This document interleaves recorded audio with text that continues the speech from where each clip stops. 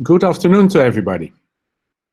It's 4 o'clock, so let's get started with this webinar. See many familiar names, some new names, so welcome to everybody. I hope you're all doing well, and looking forward probably to this severe lockdown being, well, becoming less severe in many countries. Another webinar to offer something. Many people have some additional time, or perhaps you have less time and because of having to arrange all kinds of things. Anyway, perhaps a good opportunity to learn something new. So we hope we are offering this with these webinars. So I think by now it's the 6th one, so that means 6 weeks in lockdown, 6th seminar. I'm doubting when how far we will get with these webinars, but well, let's get started. So today's subject is intraday management, and I called it less is more, and of course that I hope that will become clear through this through the webinar. So why is intraday management important? Yes. Now, if you look at intraday management, I think a lot of attention goes to certainly planning, also forecasting, in a lesser extent perhaps to intraday management. And perhaps at CCmath we're also, well, we also make that error if you want, because we have tooling for forecasting, for planning, but still intraday management to a lesser extent. So perhaps we do the same thing, but I do think it's interesting, and I do think that there are, well, quick wins. It depends a bit on the situation, how quick they are, but there are quick wins to make. So to put it a bit in perspective, if you look at what are the typical WFM jobs in an organization, as a smaller organization, it might be combined in 1 or 2 persons, but typically you have the forecaster job, planning job, and then the intraday manager. Of course, the planner job on the basis of the forecast has to make the schedule, and then at some point the schedule is handed over to the intraday managers, who have to deal with the schedule, well, the last couple of days, and of course the day itself, the day of execution. Yeah. In Holland, by the way, we sometimes call this a traffic manager, as if this person or these persons are really managing the traffic. Of course, if there's one thing they can, well, to a certain extent, but it's easier to manage the capacity than the traffic. But these people are here in Holland called traffic manager or even trafficker. I don't like this term. If you think trafficker, what it really means, it's well, perhaps not the type of thing you would put on your business card, that you're a trafficker. But so I'll try to skip to intraday manager. But because I'm so much used to traffic manager, I might say traffic manager now and then. Then you know what I mean. What about traffic manager? Well, actually, also in this order, forecaster, planner, intraday manager, in this order, you execute the different jobs. But also, when you think about the number of people, it's increasing in the same order. Many organizations have had 1 or 2 forecasters, a couple of planners who then use their scheduling tool, and then even more intraday managers that have to do all kinds of tasks during the day. And of course, basically they have to make sure that service level is met, that operation goes as expected, that all kinds of requirements of agents, demands of agents are yes or no satisfied, that supervisors get to do their trainings and meetings and everything. Yes. So it is an important task, lots of people involved in it, but it is the least supported by software. There are some exceptions, and recently Bout and I went to the UK and we learned about some software called QStory, So there are some exceptions, but generally speaking, it's less supported than planning and forecasting. Also, as you might know, I'm also a scientist working at a university here doing scientific research, and there is scientific research about call centers, a lot of things about Erlang models, quite a number of papers about forecasting, also about multi-scale scheduling, but very little about, I was going to say traffic management, but about intraday management. Yeah, so it is like, I mean, I think it needs more attention. And I think the stakes are high because there are potentially big savings. If you do it in the right way, you have a better service level for less cost. And if you do it in a smart way, I think you can save in the number of intraday managers, or if you want, they can do other tasks. Yes, and of course, if you save in the forecasting, then perhaps you can save 1 or 2 employees. If you do something, if you save in the number of intraday managers, of course, because there are more savings. Yes. So that I definitely think it makes sense to have a good look at intraday management and see how we can improve things. So why are we doing it? I already mentioned it. So it might happen that your demands, the number of calls have changed. You make a forecast, and now the number of calls substantially deviates from your forecast. Yes. Okay. Then you have to do something. Yeah, so that's one reason to do intraday management. On the other hand, the capacity might not be as planned. Might be all kinds of reasons. Perhaps some people are ill. Perhaps there's some urgent thing going on somewhere else. And there might all kinds of reasons. But your capacity might have changed. Yeah, so these are the 2 main reasons. But there's one more reason. And really to dive into what makes intraday management difficult, I want to talk about random fluctuations. Now, of course, you might say, there he goes again about his random fluctuations. So that's perhaps a bit the case. But I do think that one of the situations that characterizes call centers are these fluctuations. And for me, also as a scientist, one of the fun things about call centers that makes it really interesting is these quick fluctuations, and that you have to react to it very quickly. So that is what makes, in my opinion, call centers unique and exciting to work with. Okay. Now, you probably remember the Poisson noise. Yeah, so a few weeks ago, I talked about noise in arrivals, that even if you have a forecast of 100, you never get 100 calls. You might get 110 or 95, but you're lucky when you really get 100. Yes, and that is characterized by this number. Here you see minute by minute the number of arrivals. The average is 10 here, but from minute to minute you see it fluctuating from 5 all the way to 40. Yeah, and we showed in one of the previous webinars, and I saw that Wout put a link on in the chat. You can look them back if you're interested. But you have this Poisson noise fluctuation. Now you can imagine that this same Poisson noise translates also in fluctuations in service level. So what I did, well, while preparing for this webinar, I did a small experiment. Yes, and of course, we always have data from practice, and we can look into the data, but in the data, you see lots of effects superimposed one on each other. So sometimes it's good to drill down to only the separate effects, and you can best do that in setting up a small thought experiment. Yeah, so the thought experiment is as follows, and of course, thinking about thought experiments, the one person who was really great in thought experiments was Einstein, of course. So that's a great inspiration. So he had all kinds of thought experiments about trains driving at the speed of light, and you are looking at a person sitting in the train, and what would you see?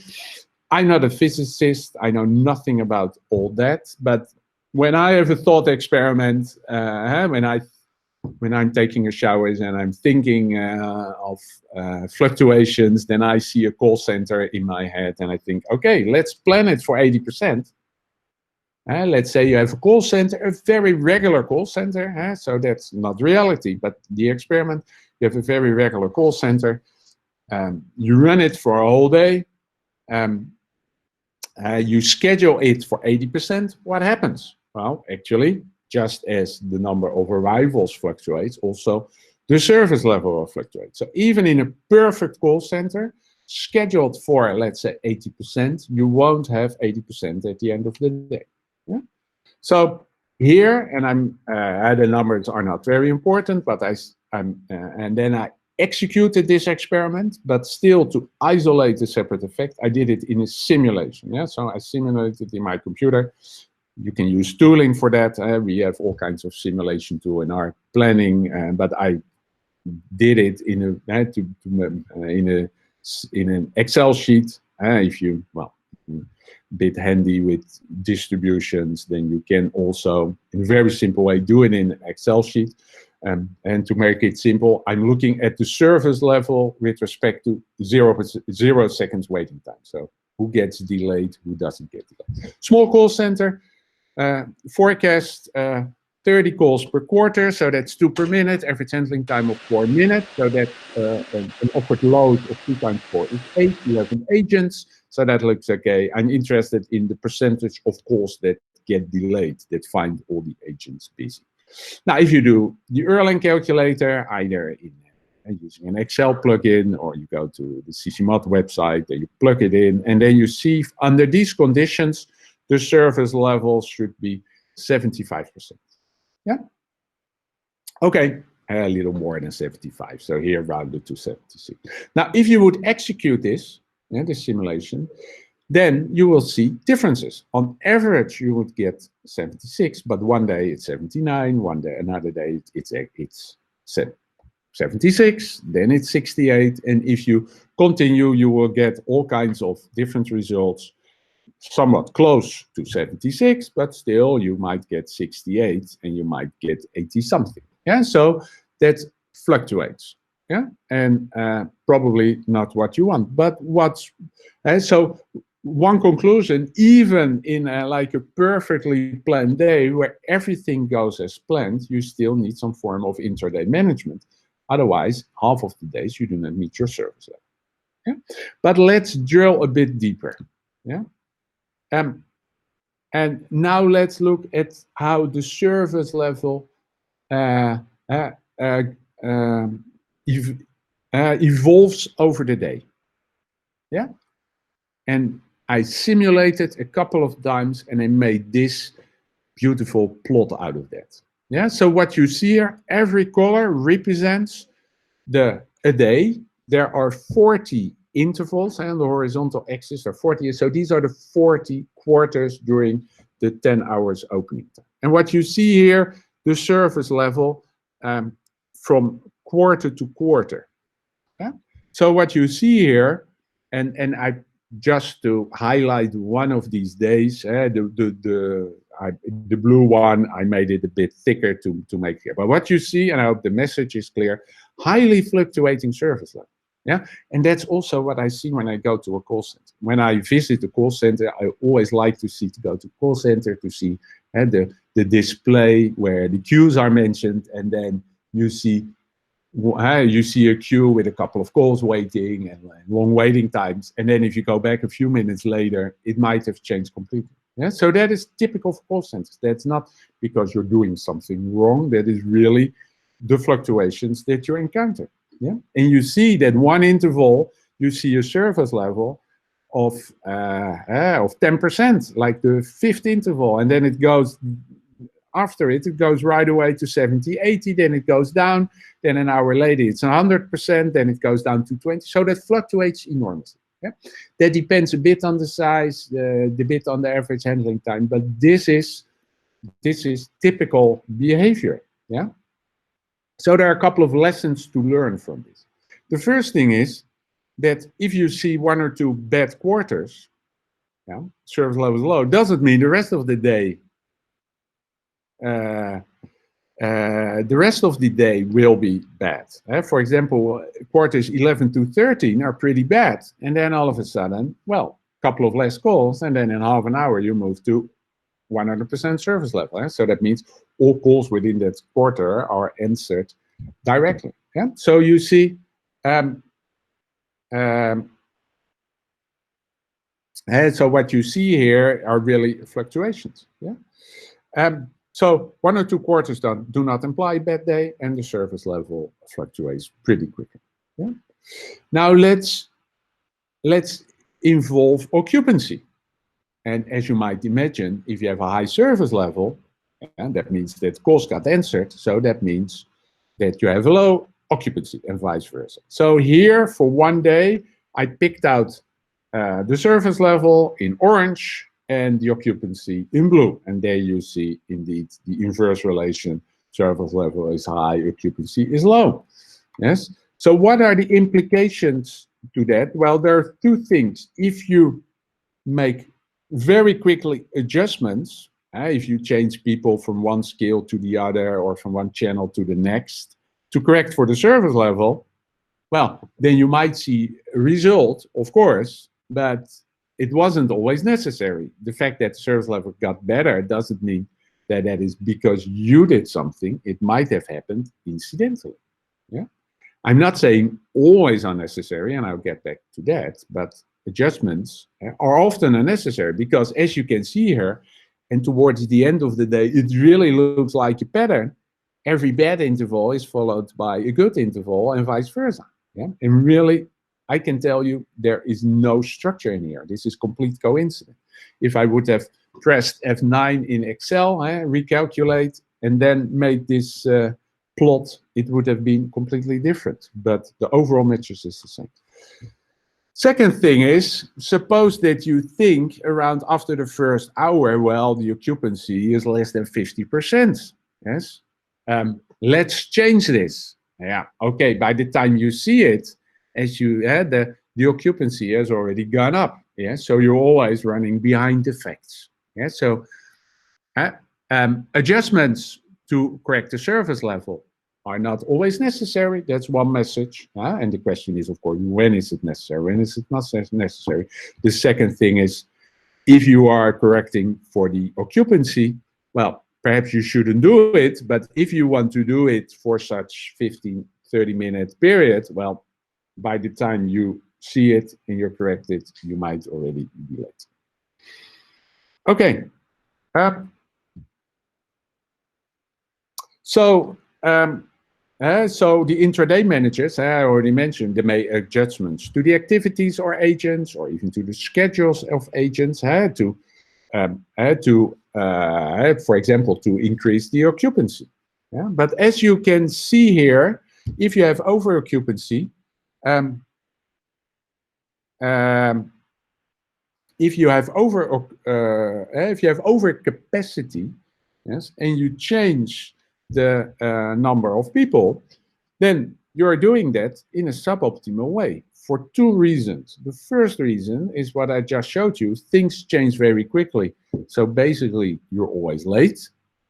And the second thing is, and that goes back to one of the previous webinars, if you want to understand all the consequences of, for example, moving an agent from one skill to a different skill, or moving an agent from inbound to mail, that has a lot of consequences, yes, and has a lot of consequences certainly in a complicated multi-skill, multi-channel environment, has a lot of chain effects that are really hard to quantify, yes. And if as a human, we do not have, this was this dimensionality problem that I mentioned a few weeks ago.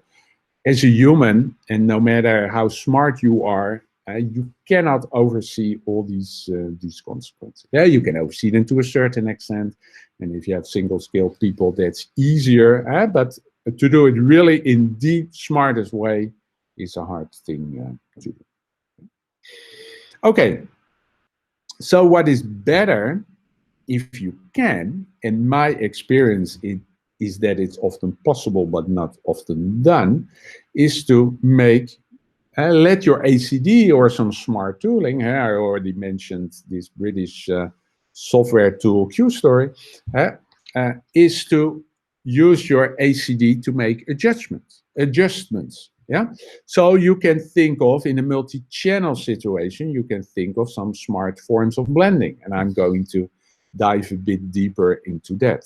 And if you're thinking about multi-skill situations, the question is, can skill-based routing not be done in a more intelligent way? So I'm going to tell a bit about blending.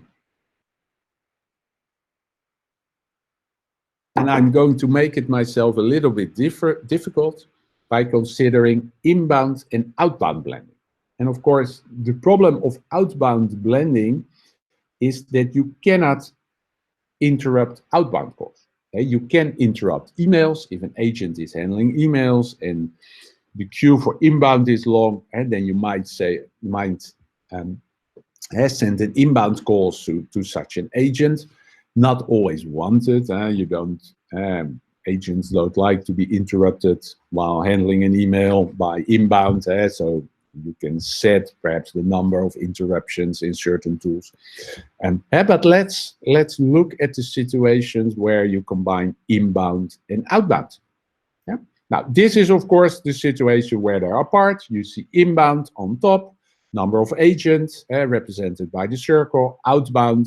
Let's assume there's a lot of outbound calls to be done. Another group of agents. Yeah? And then, of course, you can think of blending. And if you do blending, then in a certain way, you have this group of agents, you put them together in one skill group, and they can at the same time, or not exactly at the same time, but one after the other, receive inbound and outbound calls. Yeah, and then it's up to your ACD, your tooling to do that, of course. That has to be possible, but that is the idea.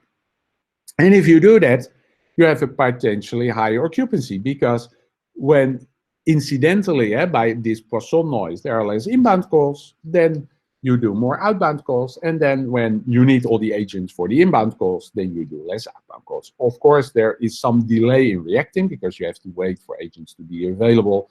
So you have to do that in a smart way, because if you do it in a non-smart way, if simply, of course, you give priority to inbound, but if you give all available agents when there are no inbound calls and outbound calls, then then agents have a 100% occupancy. Of course, they take breaks and everything, but they are always busy.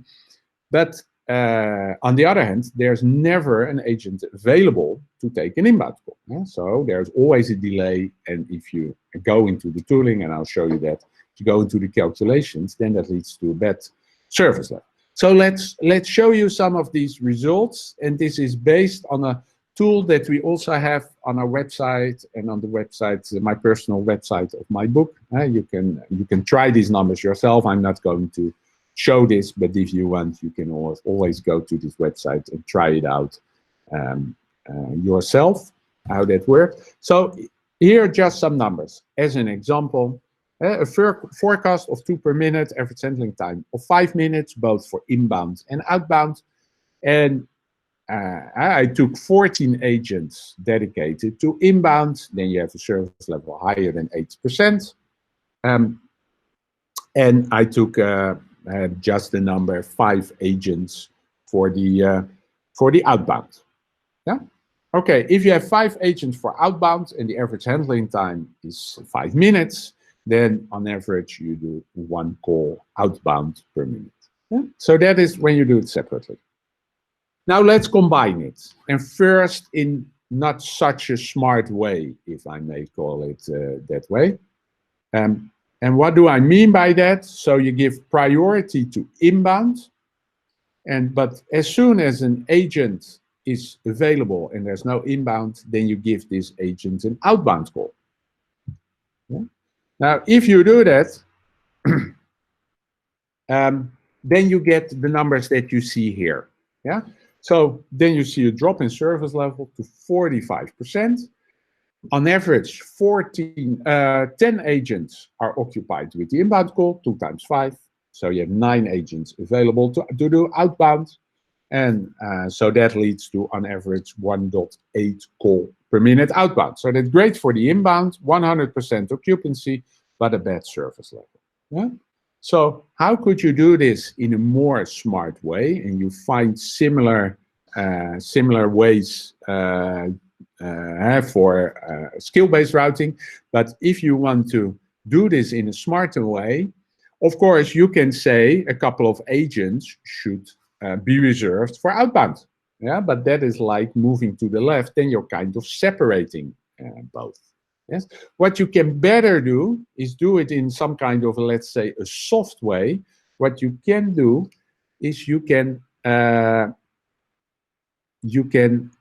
try to keep always 1 or 2 agents free for inbound. Yeah, that means if you have a lot of agents available, then you give the longest idle agent an outbound call, but you always try to keep 1 or 2 agents available for inbound. Of course, as soon as an inbound call arrives, they take that call. But then you have always, then you give great service level. You always try to give to have agents available, and it's also fair among the agents because they all in the same pool, and it's the longest idle agent that gets the next call. And if it's inbound that arrives, then it's an inbound call. And if there are multiple free agents, then it's outbound. So there is some form of what we call a threshold. Yes, so you schedule outbound as soon as there are more than this threshold level number of agents available. Let's call that capital T. So here, this situation that I just showed, then the threshold is 0. Then you even use, as soon as 1 agent is available, you schedule outbound. So there are like 0 agents that you try to keep free. On the other hand, if you try to keep 2 agents free, then you get to the following situation. Yes, and in this situation, what you see is that you get a good service level. Yes, almost as good as in the separate case. But instead of 1 call outbound per minute, now you're doing 1.6. So that's way better. Yeah, and if you increase the threshold by 2, 3, then the service level gets even higher. Of course, the number of outbound calls that you do gets a bit lower. Yes, but this is like a perfect trade-off between the two. Yeah, so by doing some smart form of routing, you can really instantly react to the noise that you have in the arrivals. And therefore correcting service level and occupancy at the same time. And I'm coming to that a bit later, but as you can imagine, this also works perfectly if your demand is a bit different from expected, because then automatically the agents do more inbound or more outbound. So it also avoids that you have to correct in case you find out that you have a big forecasting. Yeah? So this is perfect. So on my website, you can find the calculator. And the nice thing about that, and then the numbers showed it already, of course, if you take this threshold equal to 0, then you have a bad service level and a great occupancy. If you take the threshold equal to, let's say, 20, we have 19 agents in total here. If you take that 20, then you have a fantastic service level, but a low occupancy because no outbound calls get done. But the nice thing is that if you vary this threshold level that I just showed you, that you're going to the top right corner of this graph. And that's where you want to be. So here in the top right of this graph, you have a great occupancy and a great service level at the same time. Yeah. So, and the nice thing, if you do this kind of smart routing, smart skill-based routing, smart blending, very often, so if you use your flexibility in a smart way, often you kind of get a fantastic trade-off between your different objectives. So that is like something more general that you find everywhere in call centers. A bit of flexibility gives you great improvements. Yeah. Okay. So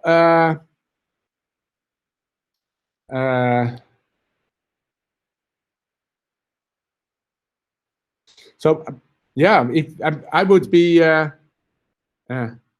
interested to know if anybody wants to say something in the chat, if anybody of you, if you recognize that, and if you are in control of your routing. Yeah? So if you have an idea of how your routing is exactly being configured, and if necessary, if you can make the adjustment. Yeah. So if anybody has an idea on that, do not hesitate to put something in the chat.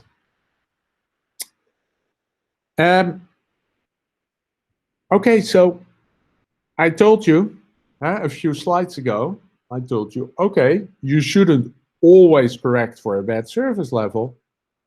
You shouldn't always correct for the bad service level because, as you saw, perhaps by the time you have changed things, the change wasn't necessary anymore. Yeah, and as I said, intraday managers, they make adjustments, very often non-optimal adjustments. I see here a question: if the relation between the occupancy and the service level is simple formula. No, unfortunately, it isn't. So what we did for this calculator, we kind of extended the Erlang C logic, or actually the Erlang X logic, because you can also allow for abandonments. We extended this Erlang X logic to include the outbound calls and also this threshold level. Yes, so that is unfortunately, well, I mean, already for Erlang C, that's not a simple formula, but this is really a computational scheme that you need to go through. So we saw that adjustments are not always necessary. The intraday managers, they are often too late in adjusting the routing, and they often also do it in the wrong way because they do not oversee all the consequences. But sometimes adjustments are necessary. Yes, and that is basically this type of question. Yeah, which situation are we? Are we in the left-hand situation? Yes, where perhaps after a few hours you have a bad service level, but it corrects itself, or are we in the situation to the right? Where we have a bad service level and it only gets worse. Of course, situation as worse as this you will never meet. Here it's like a 0% service level, 100% occupancy. This is, by the way, what I did here. I simulated an Erlang C type setting. I told you I did it in Excel. I spent a few hours on that. If you go to good tooling and you execute it, then you should include abandonments. Then you will never get a 0% service level. But if you can, of course, think of situations continuing with the thought experiment. If the number of arrivals is really much higher than you forecasted, and you're really in an understaffing situation, then you're more in the situation as here to the right than you are in a nicely balanced situation as you see here to the left. Yeah. So how can you tell? You are in the situation as you can see in the right if capacity or demand is really wrong. And of course, you can also swap orange and blue if you're very much overstaffed. If your demand is, for example, much lower than you expected. So here, the thing is to the right, you're completely out of balance, and that is because capacity or demand is really very different than what you do. Yeah. So the question is, of course, in general, you know it when capacity is not as planned. For some reason, you observe that many people are ill. So I would like to pay a bit attention to the fact, when are the actuals really different from what you expected? Yeah? So when is your forecast really wrong, or when is it simply a Poisson problem? Yeah? These are really two different things. Yeah? So again, going back to one of the previous webinars, how can you distinguish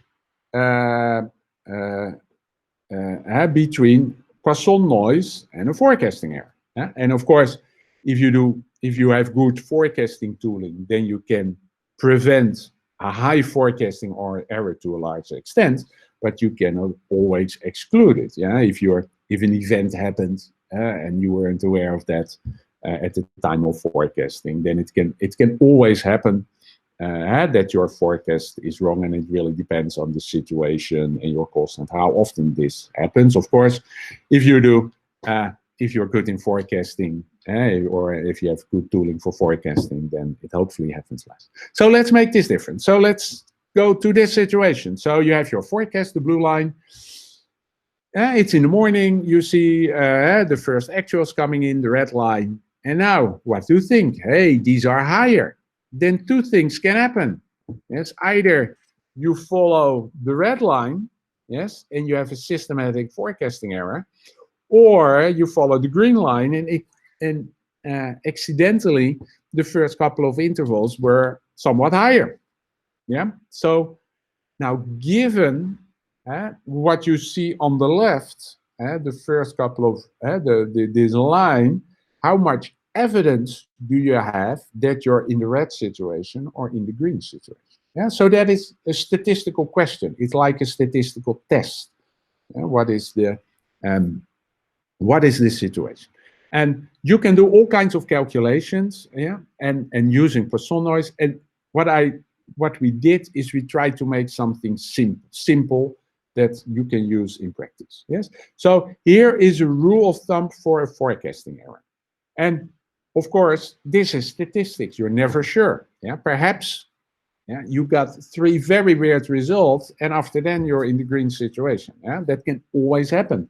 But you can, using statistics, using this, actually the calculations behind the Poisson distribution, you can calculate the likelihood of something happening. And if something is very unlikely, then you might conclude, okay, probably we're in a different situation.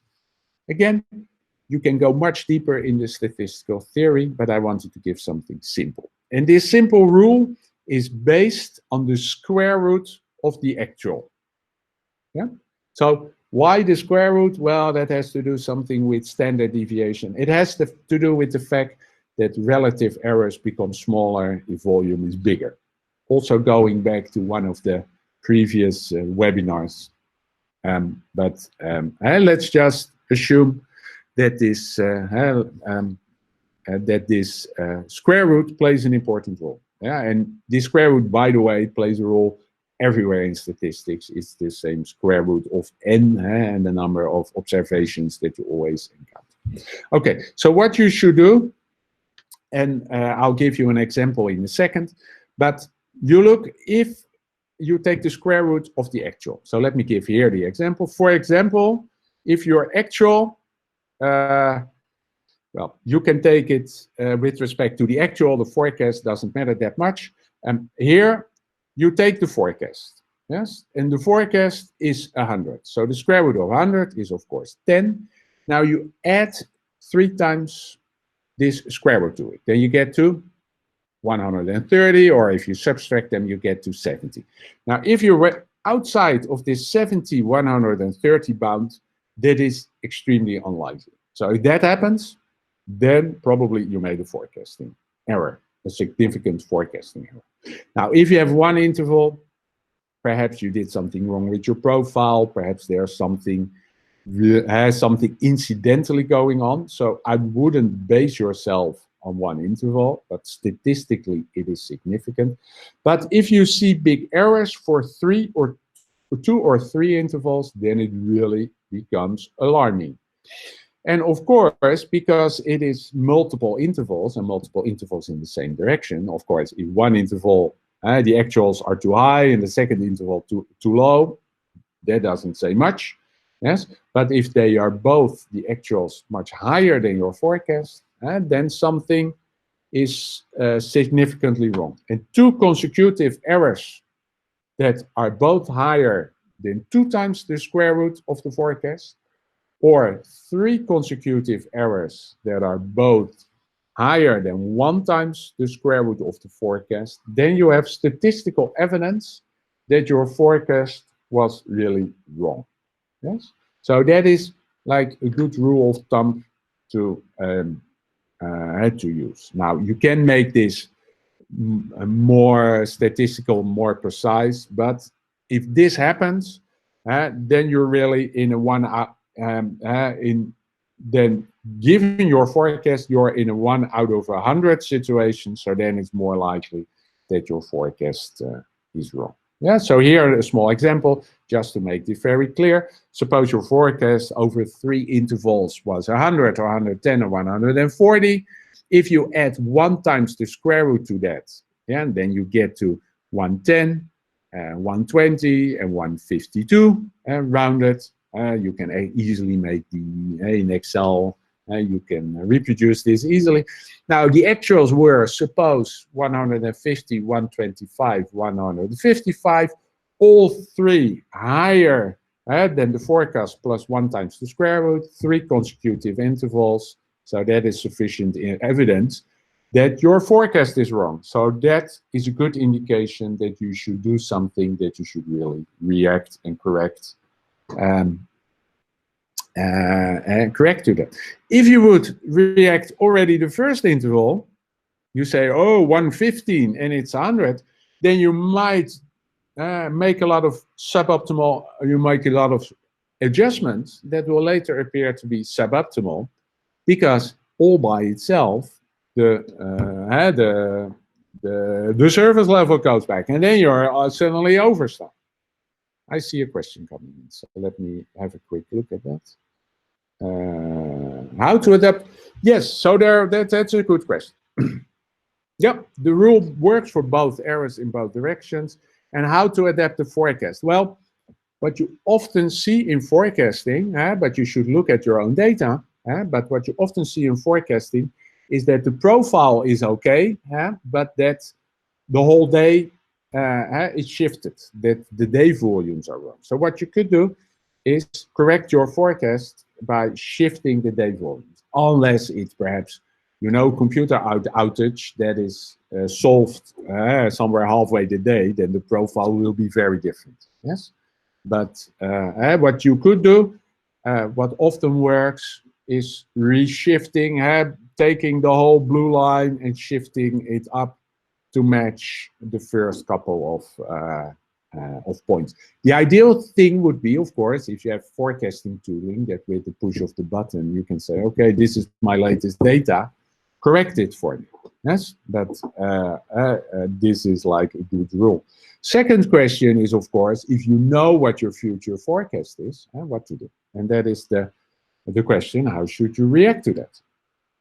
Now, you need an update of the forecast. So, Axel, thanks for your question. And that was indeed, that is indeed how to update the forecast. And the second thing you need, in an ideal world, you would get a new prediction of your service level and in your occupancy.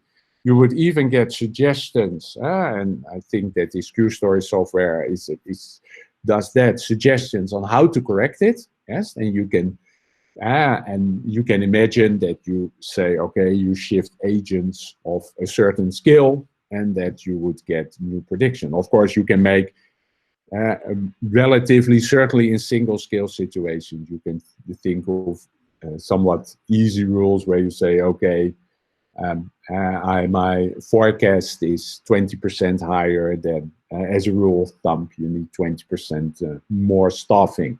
That's the safety staffing scales approximately with the number. You need a little bit less, but that is really a detail. You shouldn't care about that. So if your forecast is 20% higher, and you expect that to continue during the rest of the day, then you need approximately 20% more capacity the rest of the day. Yeah, so these are easy rule of thumbs. Of course, in a complicated multi-scale situation, these things are much more complicated, this domino effect that I discussed. So there you might be more careful, and there you might want to have some solid tooling that helps you do that. Yeah? Okay, but going back to what I just said, if your volume is 20% higher on a certain line, and you are in a multi-scale, multi-channel situation, then what you do, what your intraday managers will do, is they will try to get additional people doing other things. So why not have your skill-based routing do that? Why not have your blending engine? Why not have your ACD do that? Yes. So Yeah, of course, the image should have appeared a little bit earlier, but the point is, if you do not have good service level prediction, it's like driving in the mist. So that is the reason why this image is there. So let's have a look at the blending that I just showed you. And let's go back to first the situation where things are separate. Yes. So here you see exactly the numbers I showed you before. Email, inbound separate, 14 agents on inbound, 5 agents on outbound. Suppose now you have a forecasting error of, let's say, 25% of the on the inbound. Yes. So all of a sudden, so now my forecast, as you may see, is now 2.5. So you see a significant service level drop from 87 to 47. Yeah. So what a traffic manager or intraday manager will do is shift some of the 5 agents to the 14. Yes, to correct for that. Yes, and hopefully this new forecast of 2.5 will stay higher the rest of the day. Otherwise, they made an adjustment and perhaps the wrong adjustment. Yes, so this is prone to errors and prone to delay. Let's go to the blended situation again with this threshold of 2. So in the first place, they were doing more outbound calls, but now let's go to the same situation where the forecast is higher. What happens? The service level goes down a little bit to 71%, and of course the number of outbound calls being done is reduced a little bit, but it looks pretty good. And you can even think of a situation of tooling where this threshold level is adapted automatically, and then without any intraday manager intervening, things go well. Well, okay, by the end of the day, you see that you did a little bit of outbound calls less, so you might want to correct for that. And but that is a very different thing than at the minute level adjusting who does what. Yeah, so one of the points I want to make, and we're getting towards the end of this webinar, one of the takeaways is really that good routing is really essential and really can take away a lot of the work of the intraday managers. Yeah, so it makes it is better. It's not the suboptimal actions that human takes, and it is responsive. And the lack of responsiveness is also suboptimal. Yes. So a couple of takeaways. As we saw, service level occupancy fluctuate way too fast for humans to react. You can improve your routing. And free that way your intraday managers. They can do other things. They can perhaps talk to the agents on what their preferred schedules are, do, what I called more empathic tasks a few weeks ago, instead of fine-tuning the routing and assigning tasks to people. Of course, if you want to use that, then this blending or skill-based routing should be really smart, implemented in the right way, otherwise it go wrong. And I gave you this rule of thumb in which you can see if your deviation in your forecast is systematic. That might help you in knowing when really something should be done or not. Okay, and to avoid that you're driving in the mist, about making your correction again. Also here, I gave you the simple rule of thumb. If you have 20% more load, then you need 20% more agents. But it would, of course, best be if you had tooling that gives you a good service level prediction. And is certainly required in the more complicated contact centers and that we see often. Okay.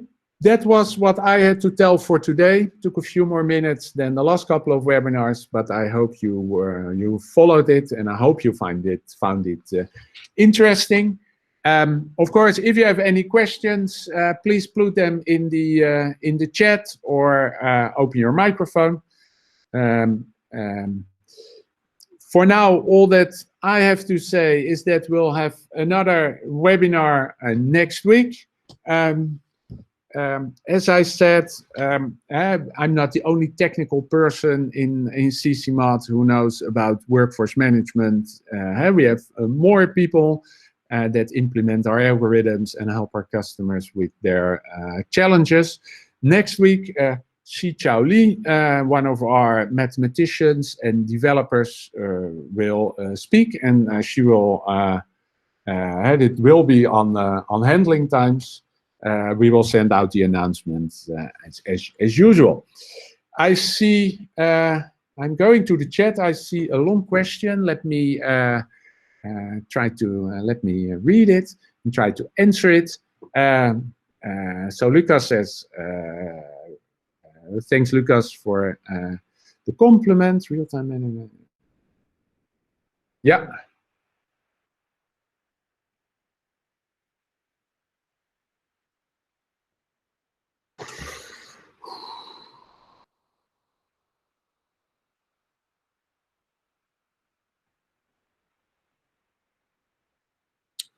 Ooh, that's a difficult question.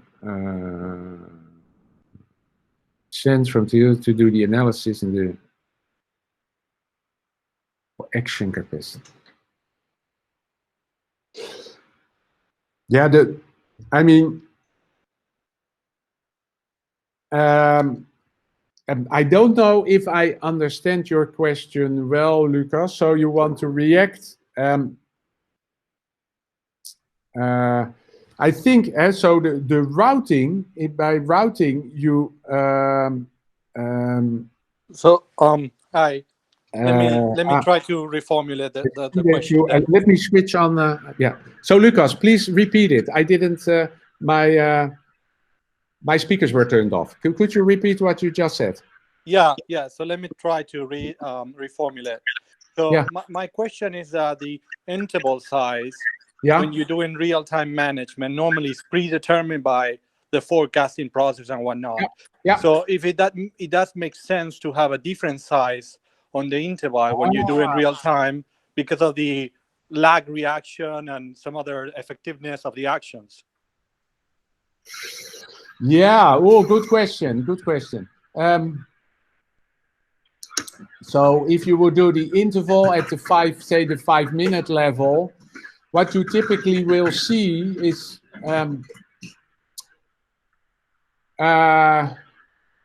of course, when you do blending, you don't even need the interval. So that is one thing, because the blending is being done in a very in really real time. But if you would say, if you want to see if your forecast is really off, the thing is, of course, if you make the interval smaller, then the percentage-wise precision gets lower. Yeah. So then the intervals, of course, you make it a bit more. I mean, I would have to do the calculation to see if it makes a big difference. It will certainly make some difference. I don't know if it really would make sense to look at the 5 or 1 minute interval. I'm a bit doubtful, but there must be perhaps 5 minute intervals would work, but lower than that definitely not would be my guess, because the numbers get so small. Thank you. Yeah. Can it be a shorter? Yeah, that's the thing. Of course, if you make it shorter, of course, you can always add up. You can always aggregate back. So if you work with data, it's always better to work with the most fine-grained data that you have. But it's for forecasting, also for practical reasons, we often use a 50-minute interval, but you could drill it down to the minute interval, of course. You could definitely do that. Are there other questions? I see some more.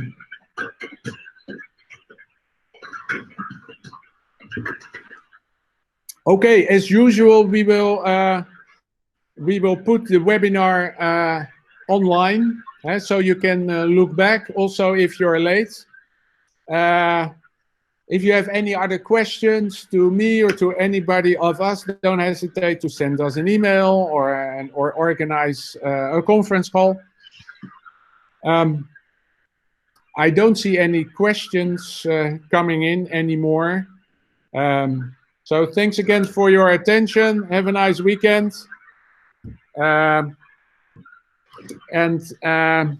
again, all the webinars are online, and this one will be online also in a couple of days.